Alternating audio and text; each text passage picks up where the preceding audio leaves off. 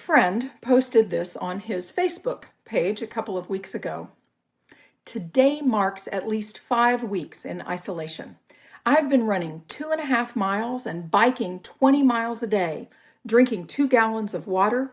I've cut out all meat, sugar, dairy, and flour. I feel great. 0 alcohol, a healthy vegan diet, gluten-free, caffeine-free, sugar-free, and I've lost 30 pounds. I cleaned out all the closets and garage and finished half the home projects on my list. My friend continued, I don't know who posted this, but I'm really proud of them. I can't hear you laughing, but I hope you are. Oh, the ways we should on ourselves. All the things we might be doing to make ourselves better, more perfect, more streamlined, less lumpy. What if we did all the things that make us more loving, more hopeful, more human? My yoga instructor reminds me that our bodies are our constant companions throughout this life, from our entry into this world to our exit out of it. The repository of all our experiences, all of our consciousness, the home to all our hopes and dreams, memories, fears, rage, love, and grief, all of it is in our precious human body. Now that we are engaged with a virus that wreaks havoc on the body, it seems apt to explore a relationship with our own, with our understanding of others, and how our first principle is a way to body justice. In her groundbreaking book, The Body is Not an Apology, Sonia Renee Taylor shares the radical notion that we should never, ever apologize for our bodies, for taking up space, for being something besides what is considered normal and right, for weight loss or weight gain, for aging, for graying, for illness, mental or physical or both, for injury, for disability, for any of it. Not only might we stop apologizing to the world, but so crucially, to stop apologizing to ourselves, forever feeling as if we are in the wrong body, with the wrong skin, the wrong shape, the wrong abilities, as if being perfect were our fault, as if there were a perfect. Now, perhaps there are some of you hearing this that never struggle with feelings of inadequacy in your body. All 3 of you are welcome to tune this out now if you would like to. I've known very few humans of any size who did not struggle at some point in their lives with body image issues. That's because our dissatisfaction is profitable, and whatever is profitable in this country is more important than what is human. Myself, I have lived in this body for 57 years, and it has been an infant, a toddler, a child, an adolescent, and as an adult, it has been bigger and smaller and bigger at various points.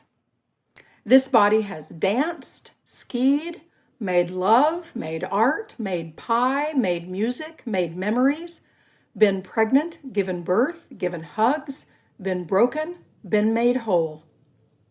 I live in a body that has had good health care and good nutrition throughout my life, but this is not a given for everyone, though of course it should be. You and your body can claim some of these things I did and other things my body has never done. We have each of us, each body of us. We have breathed and swallowed, coughed and cried and laughed and shaken with fear and grief and rage, and then somehow we have laughed again. We are born into this life in a body, and we go out in a body, the vessel for our consciousness that encompasses the dash between our birth date and our death date. I want to name 2 things that are specific to this day. In our regular schedule, before we went online for our Sunday assembly, our chalice choir was scheduled to sing. Of all the things we can now do virtually, singing together in a room, breathing in and breathing out together, lifting our voices in song, is not one of them, and it likely will not be one of them for a very long time. Choirs, filling the air around them with music, would be considered super spreaders of the virus. Choristers are grieving, as are other kinds of ensemble music makers. And I want to name that grief and say that we miss you. And we look forward to that time when you can share the blessing of music from your body to ours. I want to say a word about Mother's Day. Here she arrives every year on a Sunday wearing a liturgical hat, beckoning us to recognize her. Mother's Day is complicated. It is every year, and especially so this year. Each year, it is someone's first Mother's Day after their mom has died, after their child has died, after a miscarriage or in the midst of infertility, or they have to navigate a day dedicated to health and wholeness of a relationship when that wasn't what they experienced. Or to be childless by desire or circumstance and still bear witness to what is considered normal, considered right. Indeed, to be any version of female and having a moving target of what that means. And maybe it's a day that you just miss giving your mom a hug or wish you could. For all of these iterations of humanity on this so-called Mother's Day, we hold a tender thought.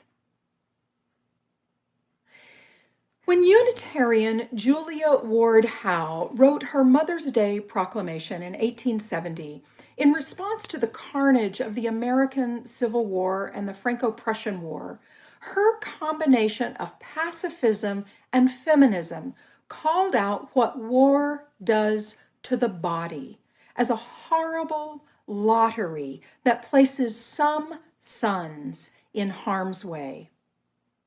In Ta-Nehisi Coates' letter to his son, recorded in Between the World and Me, he recounts over and over the threat and damage done to the Black body in this America. As much as systemic racism is a part of our economy, our national psyche, a societal building block, its effects are on the body. In this bizarre cultural moment, when plenty of pixels have been spilled about the damage COVID-19 has on our economy, our national psyche, the warp and weft of our societal fabric, we are reminded that this disease lives in our bodies, not in opinions or arguments or even in bank accounts. At the moment, we have a lottery of sickness and health, of life and death, of who is expendable. This week I reread The Lottery by Shirley Jackson, perhaps the best-known short story in American literature.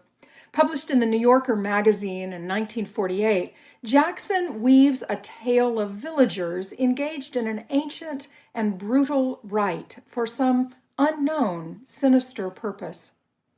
Through an accepted performance of roles, patriarchs of the town draw lots to see which family will draw again, which person will draw the slip of paper with the dark circle. When Tessie Hutchinson draws it, she rebels, but her words are drowned out as the stoning begins. It is a brutal story, told in a civilized voice. The loser of the lottery is not banished, not reviled, and not even given an opportunity for final words. As the narrator says, they want to finish up the business of the morning so they can get home in time for lunch. No, the damage, the sacrifice is perpetrated on the body of one randomly selected individual. And then as quickly as possible, the folks need to get back to normal. We are engaged in a similar lottery in our times, where some folks are marked for death by virtue of the year of their birth. If you were born before 1955, some say that you have lived enough of your life. And our economy needs you to make the ultimate sacrifice so we can get back to normal as quickly as possible. Some are marked for death by virtue of the neighborhood they were born into. Black, Indigenous, and other people of color are disproportionately affected by COVID-19. This is not because of some biological marker, but because systemic racism includes the way health and health care is distributed, because we have a healthcare industry rather than a wellness system in this wealthiest nation ever to exist on the face of the earth. We sacrifice some to a lottery of sickness and death so that wealthy and powerful people can increase their status. Every system is perfectly designed to get the results it gets, so said American engineer and statistician W. Edward Deming. When some human bodies are systematically devalued so that others may thrive, these results shouldn't surprise us. As George Orwell wrote in Animal Farm, all animals are created equal, but some are more equal than others. The first principle of Unitarian Universalism, the affirmation and promotion of the inherent worth and dignity of every human being, is by tradition and definition without hierarchy. This broken and gasping world needs our message of love and hope like never before. If we are to engage in this great turning, this moment, we must strengthen our message of love and hope. Belief in the power of the human spirit is something we must work for, struggle for, and not allowed to be taken from us. And I'll tell you, recent weeks have tested my affirmation of the worth and dignity of some human beings in particular. Perhaps you too need to be reminded of these words. The worth and dignity of every human being. For me, it means that if I don't want anyone to suffer and die with this disease, I can't secretly hope that some folks who might be out protesting in ways that endanger everyone's lives get it. Worth and dignity, inherent worth and dignity. Sonia Renee Taylor writes, "It is through our transformed relationship with our bodies that we become champions for other bodies on the planet. When we speak of the ills of the world, violence, poverty, injustice, we are not speaking conceptually. We are talking about things that happen to our bodies." Close quote. Authoritarianism is visited on the human body. Loss of access to reproductive health care, the need for LGBTQ+ rights, the need for medical aid in dying, obscene gun rights, economic inequality, the climate crisis, the scourge of white nationalism. As Rev. Jim said this week, greed tramples over bodies as it always has. The effects of these injustices happen to bodies, ours and others, in a lottery of loss. So let us reaffirm and promote the inherent worth and dignity of every human body, ours, others, in a viral outbreak of love and hope. May it be so, and amen. Thanks for listening. You can find much more about humanism and what's happening at First Unitarian Society in Minneapolis by visiting our website at firstunitarian.org.